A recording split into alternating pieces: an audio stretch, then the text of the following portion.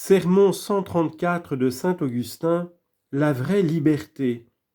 Jean chapitre 8, versets 31 à 34. Votre charité n'ignore pas que nous tous avons un seul et même maître, et que sous son autorité nous sommes tous condisciples.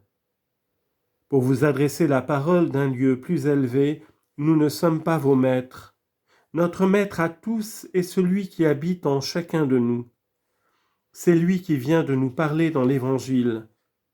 Il nous y disait ce que je vous répète, car c'est de nous qu'il était question, et il me disait comme à vous, si vous demeurez dans ma parole, non pas dans la mienne, de moi qui vous prêche en ce moment, mais dans la sienne de lui qui vient de nous enseigner dans l'Évangile. Si vous demeurez dans ma parole, dit-il, vous êtes véritablement mes disciples. Il ne suffit pas pour un disciple d'entendre la parole du Maître, il doit s'y attacher. Aussi le Sauveur ne dit-il pas, si vous entendez ma parole, si vous cherchez à la recueillir, si vous y applaudissez, mais remarquez bien, si vous demeurez dans ma parole, vous êtes véritablement mes disciples, et vous connaîtrez la vérité, et la vérité vous rendra libre. Quelle observation faire ici, mes frères! Il y a peine ou il n'y a pas peine à demeurer dans la parole de Dieu. Si c'est une peine, considère la grandeur de la récompense, et si ce n'en est pas une, la récompense t'est accordée gratuitement. Ah, demeurons dans celui qui demeure en nous. Ne pas demeurer en lui, pour nous, c'est tomber. Et pour lui, s'il ne demeure pas en nous, il n'en a pas moins une demeure, car il sait demeurer en lui-même, puisqu'il n'en sort jamais. L'homme, au contraire, après s'être perdu, doit se garder de demeurer en soi, et si le besoin nous porte à demeurer en lui, c'est la compassion qui le détermine à demeurer en nous. Maintenant qu'il nous a montré ce que nous devons faire, examinons quelle récompense nous est offerte. Car si Jésus a commandé, il a aussi promis. Qu'a-t-il commandé ? Si vous demeurez dans ma parole, a-t-il dit. C'est peu de choses à dire, mais beaucoup à faire. Si vous demeurez. Que signifie si vous demeurez ? Si vous bâtissez sur la pierre. Ô mes frères, qu'il est important de bâtir sur la pierre. Les fleuves se sont débordés, les vents ont soufflé, la pluie est descendue, tout est venu fondre sur cette maison, et elle n'est pas tombée, parce qu'elle était bâtie sur la pierre. Matthieu chapitre 7, versets 24 et 25. Qu'est-ce donc que demeurer dans la parole de Dieu, sinon ne céder devant aucune tentation ? Et quelle récompense recevra-t-on ? Vous connaîtrez la vérité, et la vérité vous rendra libre. Vous me plaignez parce que vous vous apercevez que ma voix est voilée, aidez-moi par votre silence. Vous connaîtrez la vérité. Quelle récompense ! On pourrait dire, que me sert de connaître la vérité ? Et la vérité vous rendra libre. Si tu n'aimes pas la vérité, aime la liberté. Le mot délivrer dans notre langue peut s'entendre de deux manières. On le prend le plus ordinairement pour exprimer que l'on sauve d'un danger, que l'on tire d'embarras. Mais dans le sens propre, délivrer signifie rendre libre. Qu'est-ce que sauver sinon assurer le salut ?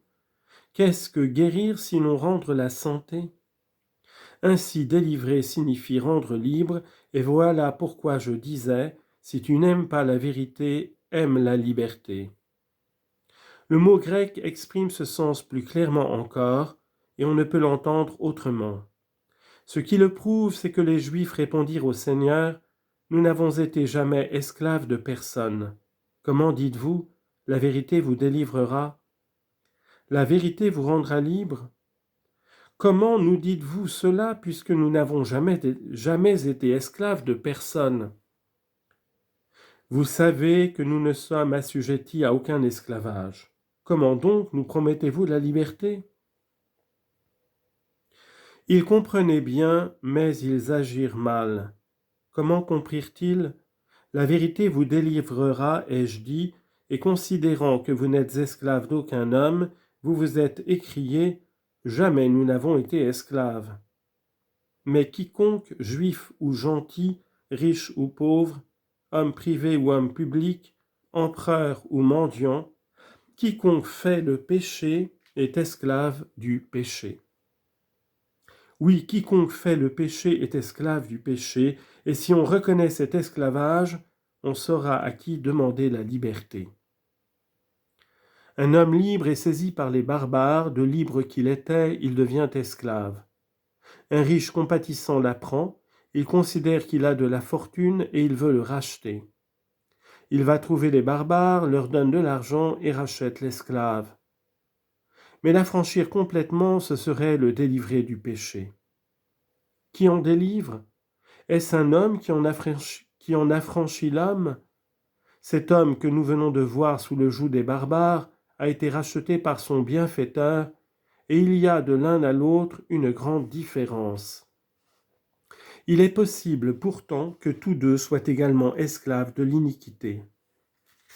Je demande à l'esclave racheté, « As-tu quelque péché ?» ?»« J'en ai, répond-il. »« Et toi, Rédempteur, en as-tu ?»« J'en ai aussi, reprend-il. » Donc, ne vous vantez ni l'un ni l'autre, ni toi d'être racheté, ni toi d'avoir racheté, mais courez tous deux au libérateur véritable. Ce n'est pas même assez d'appeler esclaves ceux qui sont assujettis au péché, ils sont morts. L'iniquité a fait contre ceux qu'ils craignent de la captivité.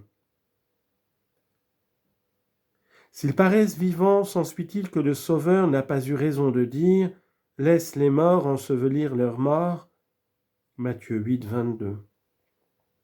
Ainsi tous ceux qui sont en état de péché sont morts. Ce sont des esclaves morts. Ils sont morts parce qu'ils sont esclaves, et ils sont esclaves parce qu'ils sont morts. Qui peut délivrer de la mort et de l'esclavage, sinon celui qui est resté libre parmi les morts ? Et quel autre est resté libre parmi les morts que celui qui est resté sans péché au milieu des pécheurs ?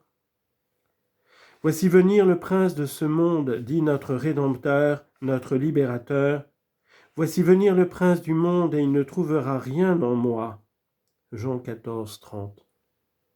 Il tient captif ce qu'il a trompé, ce qu'il a séduit, ce qu'il a porté au péché et à la mort.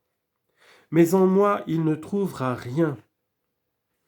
Venez, Seigneur, venez, ô Rédempteur, venez. Soyez reconnus de l'esclave et que devant vous le tyran prenne la fuite. Ah, soyez mon libérateur.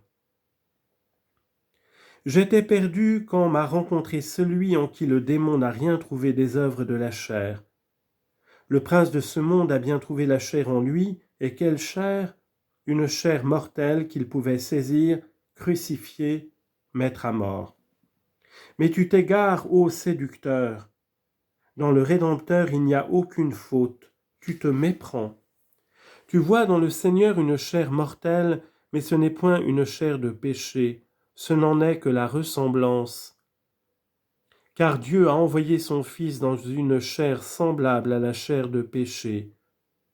C'est une chair véritable, une chair mortelle, mais non pas une chair de péché. Oui, Dieu a envoyé son Fils dans une chair semblable à la chair de péché, afin de condamner dans la chair le péché par le péché même. Oui, Dieu a envoyé son Fils dans une chair semblable à la chair de péché, c'est bien dans la chair, mais non pas dans une chair de péché. C'est seulement dans une chair semblable à la chair de péché. Et pourquoi ? Afin de condamner dans la chair le péché par le péché même, qui néanmoins n'existait pas en lui, afin que la justification de la loi s'accomplisse en nous qui ne marchons point selon la chair, mais selon l'Esprit. Romains 8, 3 et 4.